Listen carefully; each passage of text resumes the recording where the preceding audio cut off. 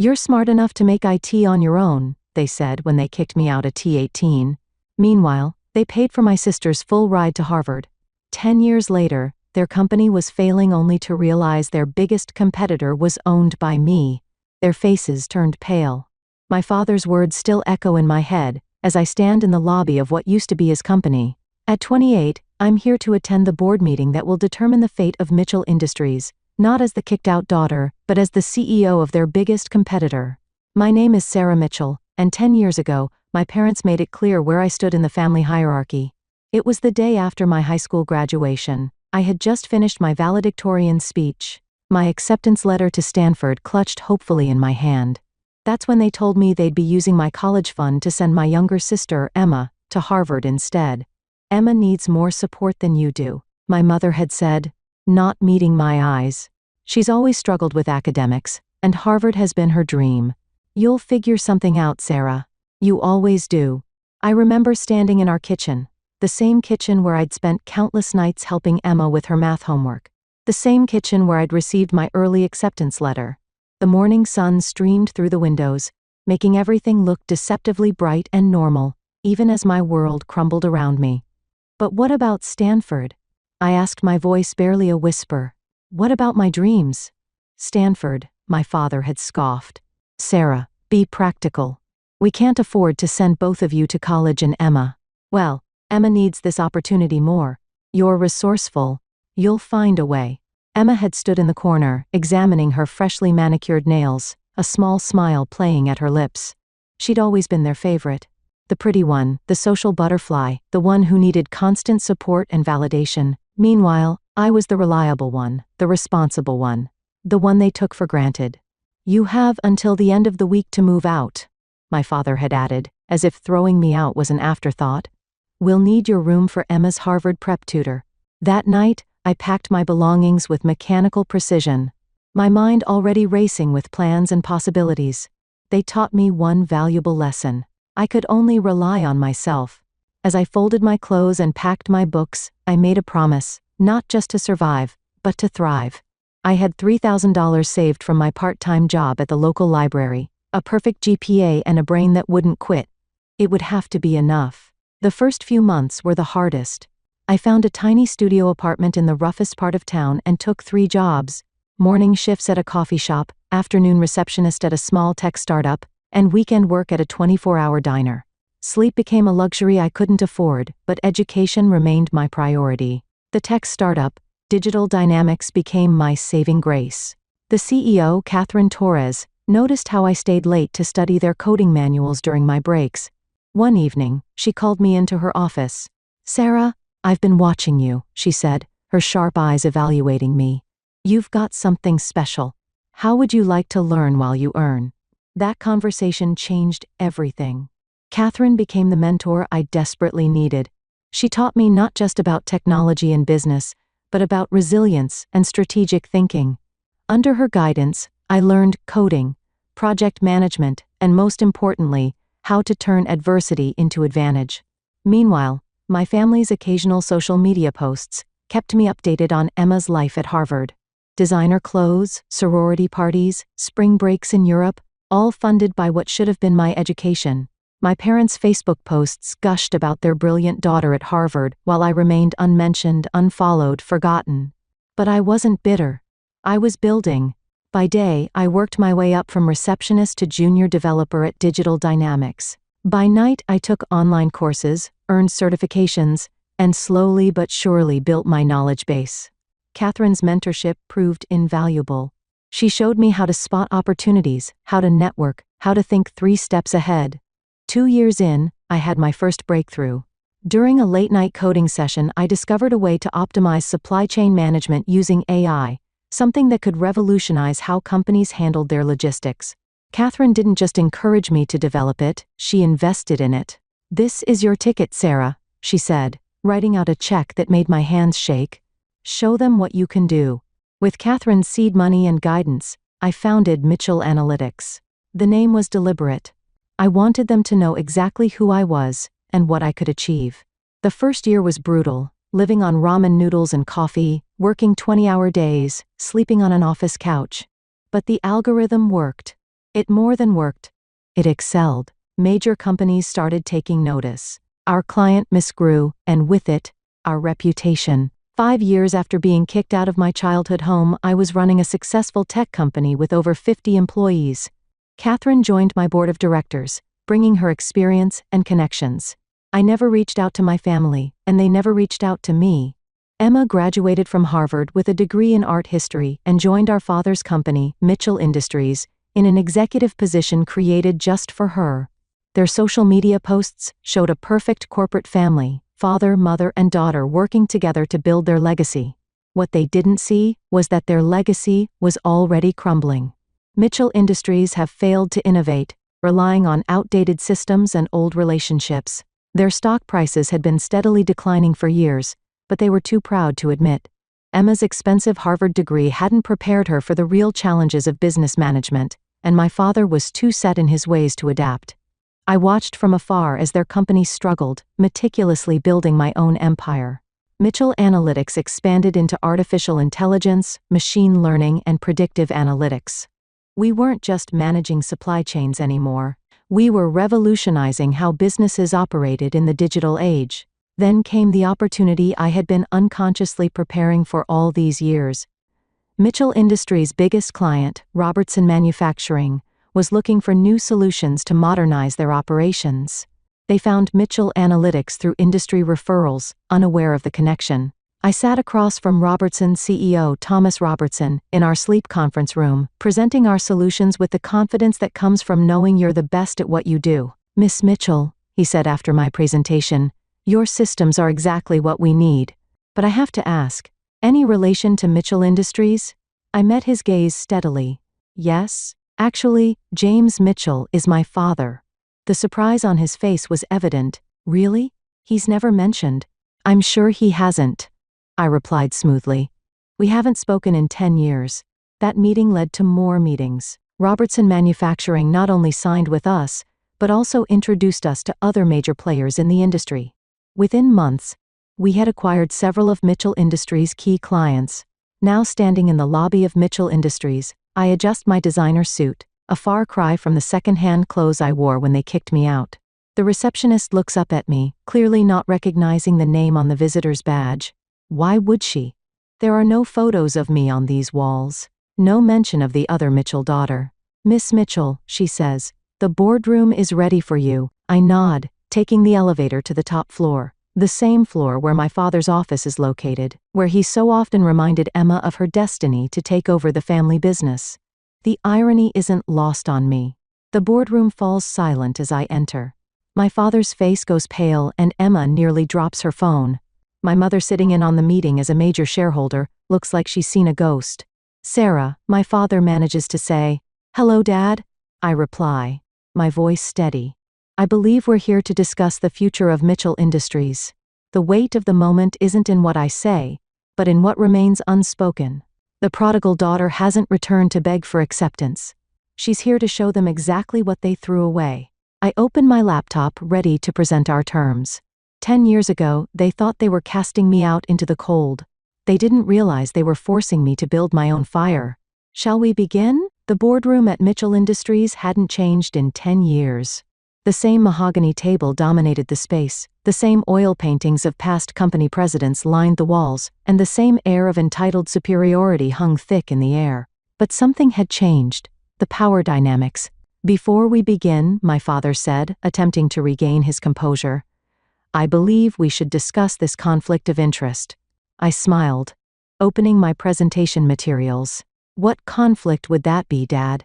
The fact that I'm CEO of Mitchell Analytics, or the fact that I'm your daughter, the one you kicked out a decade ago?" Emma shifted uncomfortably in her designer chair. She looked exactly as she had in her recent social media posts, perfectly groomed, dripping with luxury brands and completely out of her depth. "This is a private family matter," my mother interjected, her voice tight with anxiety. "Perhaps we should clear the room." "Actually," I cut in smoothly, "this is a business meeting, and everyone here needs to hear what I'm about to say." I turned to address the board members directly. "Mitchell Industries is failing. Your quarterly reports show a 40% decline in revenue over the past 3 years. Your major clients, Robertson Manufacturing, Turner Corp., and Bradford Industries, have all terminated their contracts in favor of more innovative solutions my company provides. The board members exchanged glances. These weren't family loyalists. They were business people watching their investments crumble. Now I continued clicking to the first slide of my presentation. I have a proposal that could save this company. Mitchell Analytics is prepared to acquire Mitchell Industries in a merger that would preserve jobs, stabilize the market position, and modernize operations. Absolutely not. My father exploded, his face reddening. This company has been in our family for 3 generations. I won't let you. Let me what, Dad? Save it. I met his gaze steadily. Your stubbornness, your refusal to innovate, and your insistence on putting Emma in charge of departments she's not qualified to run, have brought this company to the brink of collapse. Emma finally found her voice. That's not fair. I've worked hard. Have you? I turned to her. Tell me, Emma, what was your solution to the supply chain crisis last quarter? Because, from what I hear, you suggested hiring more manual labor to track inventory in 2025. She fell silent, her face flushing. The board members were paying close attention now, several of them taking notes. Miss Mitchell. One of them spoke up. What exactly are you proposing? I clicked to the next slide. A complete digital transformation. Mitchell Analytics would absorb Mitchell Industries, implementing our AI-driven systems across all operations. We'd retain 85% of the current workforce, retrain them on modern systems, and position the merged company as a leader in technological innovation. And what happens to current leadership? Another board member asked, glancing at my father. My father would be offered a position as chairman emeritus, an advisory role that honors his legacy while allowing for necessary changes. I paused, then added, Emma would be welcome to stay with the company, but in a position better suited to her qualifications. This is blackmail, my mother whispered. But the tremor in her voice betrayed her fear. No, Mom. This is business. I stood up, walking to the window that overlooked the city. 10 years ago, you all decided I wasn't worth investing in. You took my college fund, gave it to Emma, and told me to make it on my own. Well, I did. And now I'm offering you the same chance you never gave me. A way forward. The boardroom was silent as the implications sank in. My father's hands were clenched into fists, his knuckles white. Emma was staring at her laptop screen, but I could see tears forming in her eyes. The offer stands for 48 hours, I continued.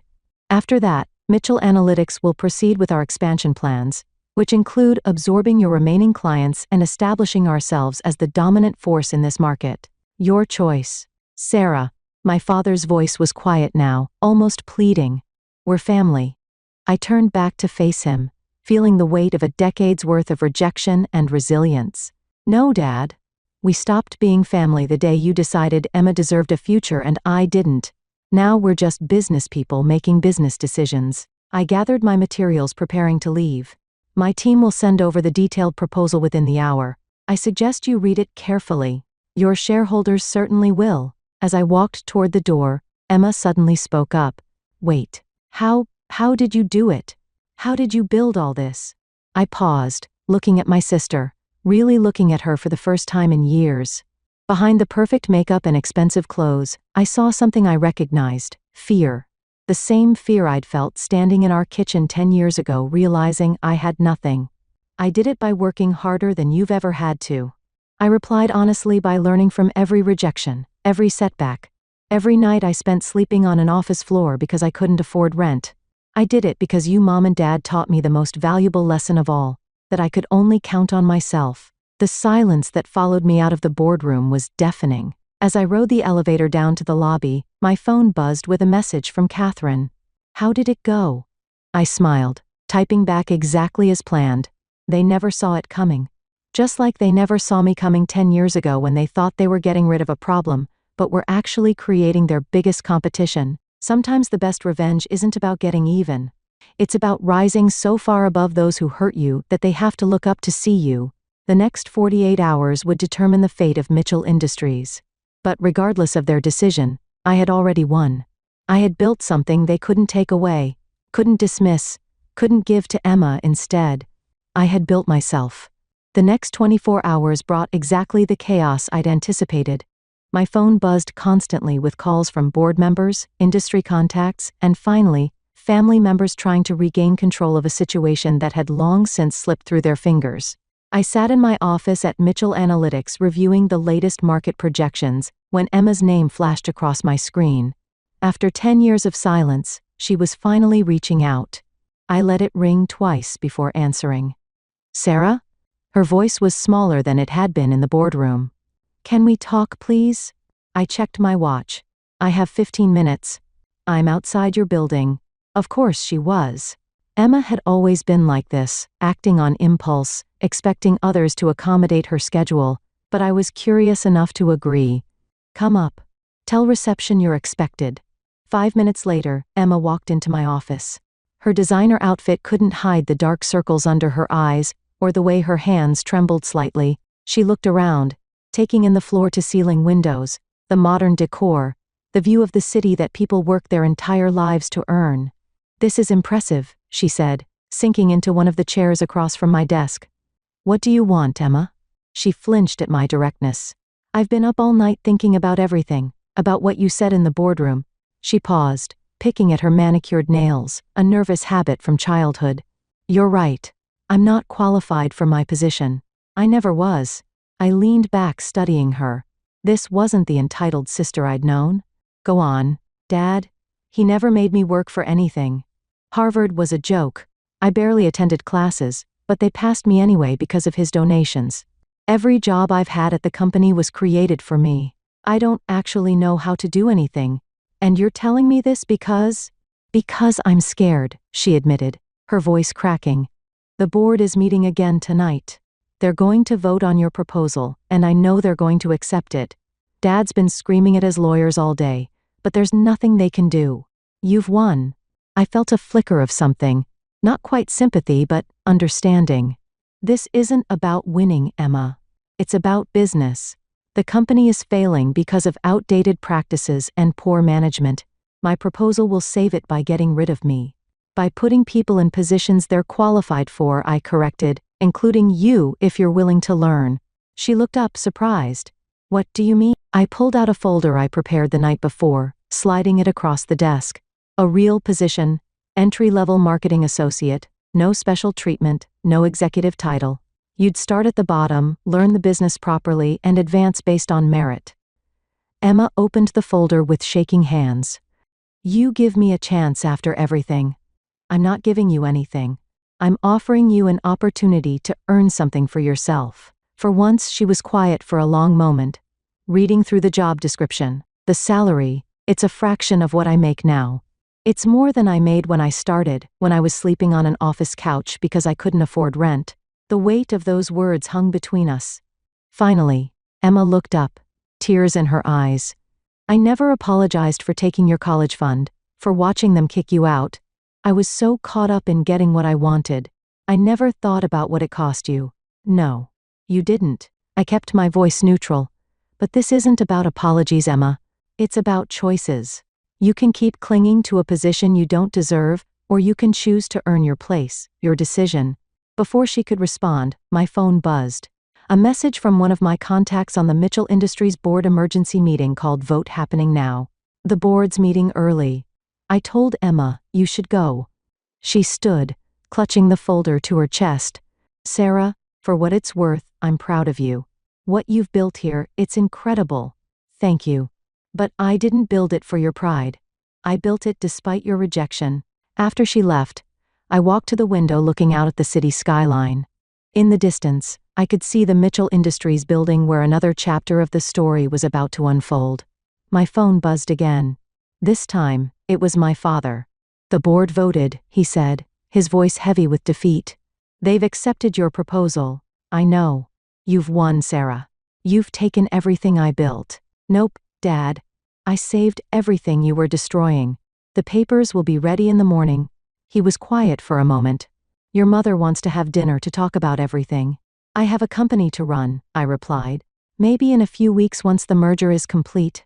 After hanging up, I called Catherine, who had been my rock through all of this. "It's done," I told her. "The board accepted." "Congratulations," she said warmly. "How does it feel?" I thought about Emma's visit, about my father's call, about the decade of work that had led to this moment. It feels right. Not because of revenge, but because it's the right business decision and the family drama. Emma might surprise us. She asked for a real job, one she'd have to work for. Like sister, Catherine chuckled. Maybe she's finally ready to learn from you. Maybe I agreed. But first, we have a merger to manage. As I ended the call, I looked at the family photos still tucked away in my desk drawer. The last one taken before they kicked me out. We were all smiling, pretending to be the perfect family.